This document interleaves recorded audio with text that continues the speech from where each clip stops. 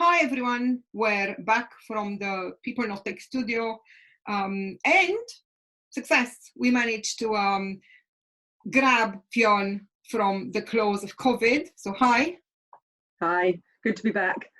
She's in amazing form, considering she's proof positive that if we get it, we'll survive it, if we're as healthy and young as she is.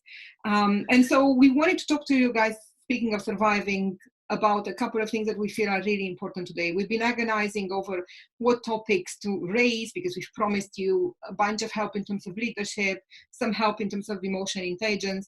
But I think, and we've decided that what we want to talk to you about today is a lot more pressing because we're all dealing with it in this new reality of remote work. And that's, shall I let you tell them?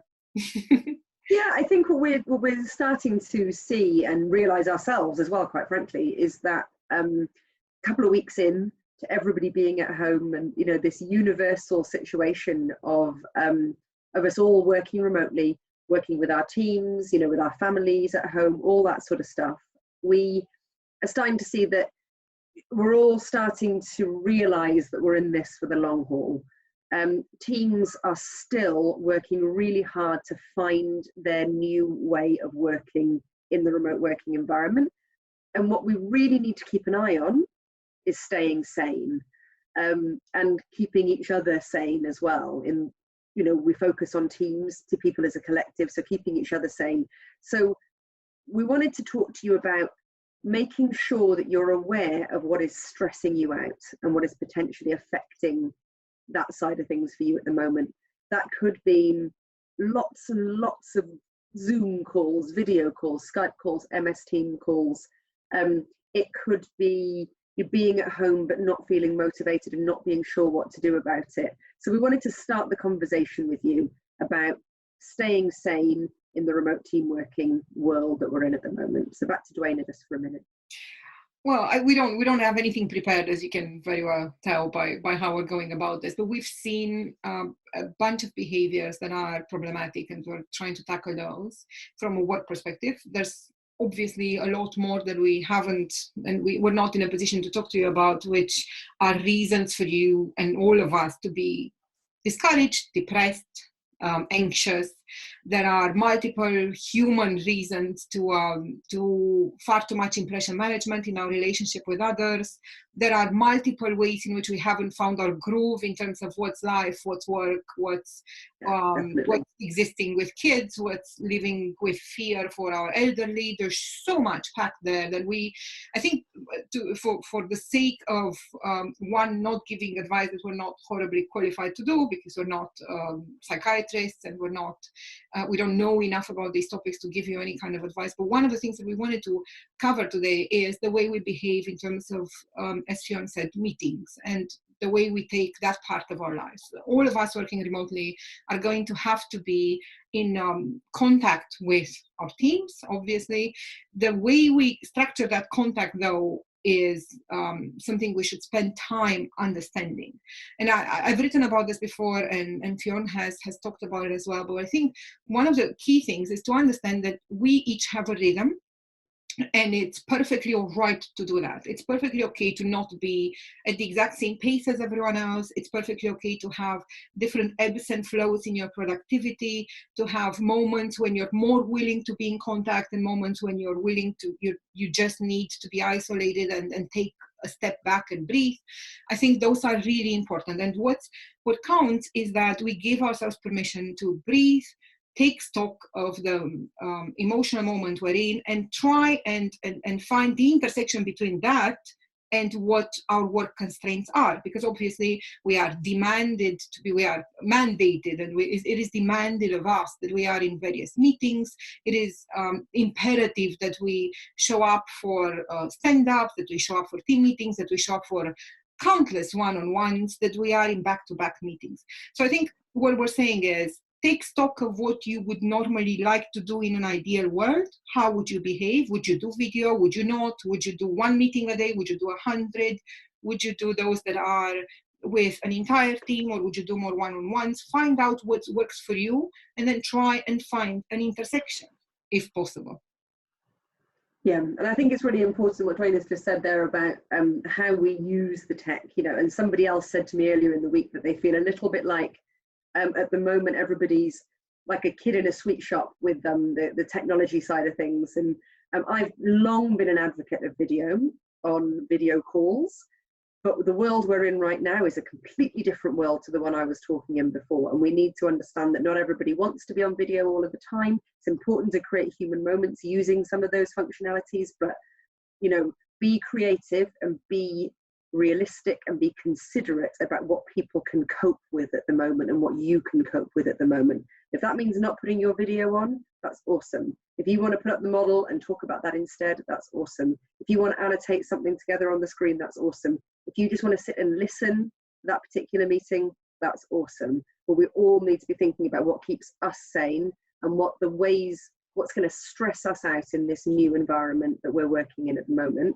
and keep talking to each other about that and being open and honest with each other about that, because that openness and honesty is at the very heart of psychological safety. And if we can start with that, and if we can hit that reset button now and stick with that openness and honesty about how we're feeling about the current work environment, we've got a much better chance of getting through this marathon.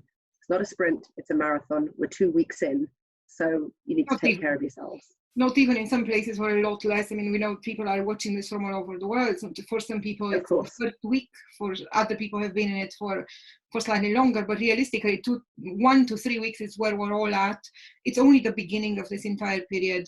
It's really, really important that, one, we get limits, and two, we're mindful of the limits of others. And if you're a team manager, that's almost number one priority, is to attempt to understand how do my people work naturally? Where is the rhythm? Where do they feel their best? Am I forcing anyone into this meeting? And if I am, is that meeting worthwhile? Does it need to happen right now? If I have a one-on-one where the other person just doesn't want to be here at all, or if I have a team meeting where half of all of these people are not in the right frame of mind, is that going to be productive? Because if your answer is yes, and you can do it anyways, then that's most likely a lot better off if it becomes an email than if it is a forced messaging platform with video. So if there's a way that you need to just communicate to some people, you just need an audience, then consider moving that to an email. If as an employee, then I think it pays off to think of meetings in two ways, in particular video meetings, and I find that helpful. I've seen other people do it, but maybe not for you, but try it. Maybe there are meetings in which you have to be active, you have to bring your best self, you have to, for instance, the one-on-ones. Obviously, it's not going to be possible to be in a one-on-one and space out. But there are other meetings where it is valuable that you're just there. You don't have to necessarily contribute, you just have to have been in that conversation. So it's fine to just have your image there, even not your camera on necessarily, but just to kind of listen in the background. That's all right, that's good enough, and that's the purpose of that. So some of them are active meetings, and some of them are passive or listening meetings. But make that distinction and figure out how many of those can I take a day. Your limit might be 1, might be 2, might be 100, but find out that limit and then communicate it, and make sure that your team leader and team leaders in general will do that. They want to know, right? I mean, I don't know anyone who manages people and it's like, I don't even care. I just want all these faces on the screen, and I don't need anyone to be productive. I just want them there. Obviously, people want the productivity and the openness and the honesty that Fiona was talking about. So make that relationship work for both of you, communicate limits, and just be human and pay attention to the other ones around you. Yeah, the last thing we need right now is remote working presenteeism. So we'll leave you with that thought. Hopefully it's been helpful. I've really enjoyed being back on video. And please leave us your comments. Yes, please write to us. We'll talk to you next week. Let us know what you'd like to hear about. Is it kids? Is it homeschooling? My number one problem these days. Is it the way you react with your team? So is it more of a leadership topic? Do you want us to go over the components of psychological safety? How do we create trust in a remote environment? Are you a new team? Are you an existing team? What would you like us to talk about? And we'll try and tackle that. We see more and more teams. We do have an announcement about our response to COVID, which is that we are offering the software for free. We've created something called a Stay Connected pack, which is a pack of questions that addresses precisely this moment when you're a newly remote team. So we're doing a lot right now with teams. We see what's happening in many others. So just throw us the topics that are most important to you, and we'll tackle them. Thank you so much for listening to us, and just stay safe, stay sane, and stay psychologically safe, and try and stay productive if you can. Thank you. Bye. Bye.